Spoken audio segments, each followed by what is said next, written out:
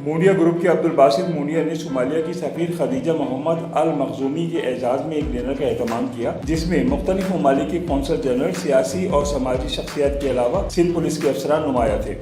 अब्दुल बासित मुंडिया ने अपने भाई जुनेद मुंडिया और वालिद के हमरा मेहमानों का खैर मकदम किया।